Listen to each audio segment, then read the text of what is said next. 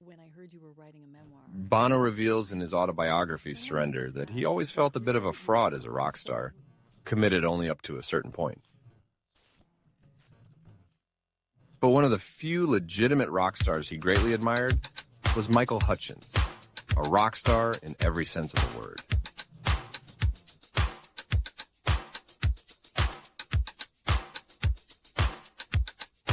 Michael had all the essential tools for the job. He was extremely masculine and at the same time extremely feminine. He could live intensely but travel light. He was dating a Danish supermodel, lived on a hill near Cannes, and his band was called INXS, which is a different way of writing in English, in excess. Michael was a great seducer who didn't just seduce the women in the room, but wanted to seduce all the men too. Every living creature. Michael was passionate about women, men, and all living things. Yet when you were under his gaze, you were the only person that existed for him at that moment.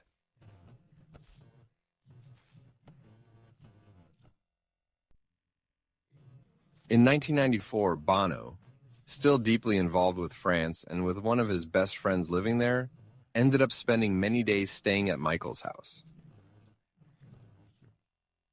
And one night they were lying on a pebbly beach, watching the moon dance on the water, where the words Bono used to describe it. Until the conversation turned to Kurt Cobain, who took his own life. Don't you think if he had?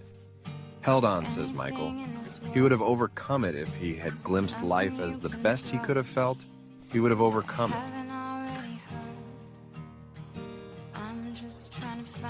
Bono comments that Kurt was giving hints that he was facing real problems because his lyrics contained a lot of despair. Yes, all right, Michael responds, staring into the darkness of the Mediterranean, but speaks with a sad tone. Man, this stillness here, if he had waited, he would have found a way out of any hole he was in. It didn't have to be a grave. Those words marked Bono forever, and the conviction that neither of them would ever walk the path of taking their own life was certain and marked at that important moment.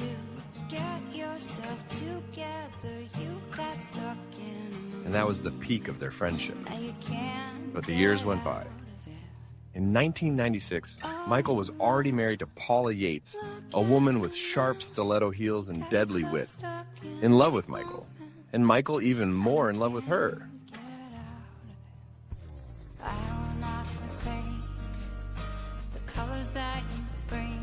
The magnetic couple was getting lost in the world of drugs, and the situation of INXS, on and off stage, was also going from bad to worse. The same year, Bono wanted to feel honored when Michael and Paula invited him to be the godfather of their daughter. But Bono was so disoriented seeing the situation the couple was in, lost in drugs, and with his heart aching thinking about the impact it was also having on the little baby that he decided to decline the invitation.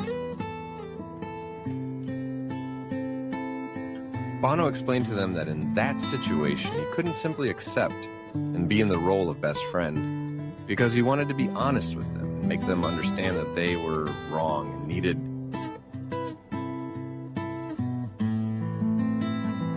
Bono regrets this decision to this day. The following year, Michael took his own life.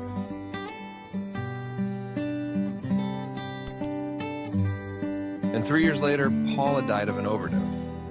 Bono channeled his anger and sadness into the song Stuck in a Moment You Can't Get Out of.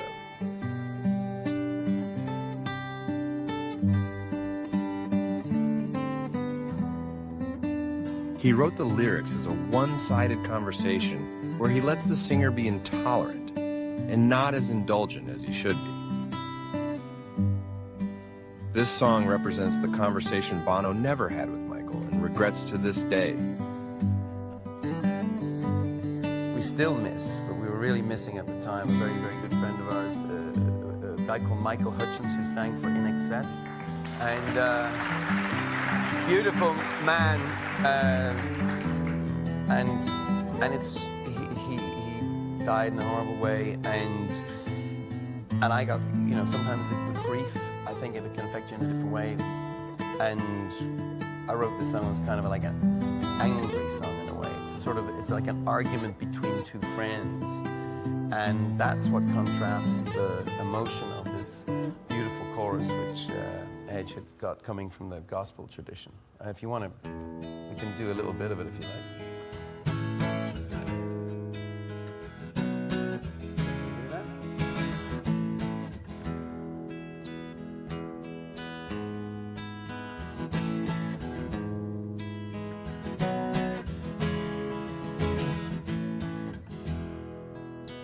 I'm not afraid of anything in this world.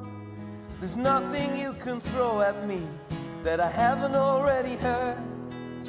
I'm just trying to find a decent melody, a song that I can sing in my own company. And you are such a fool to worry like you do.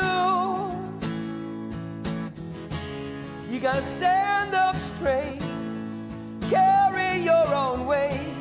These tears are going nowhere, baby.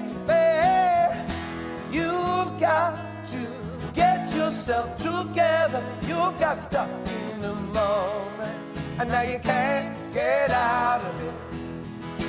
Don't say that later will be better. Now you're stuck in a moment, and you can't get out of it.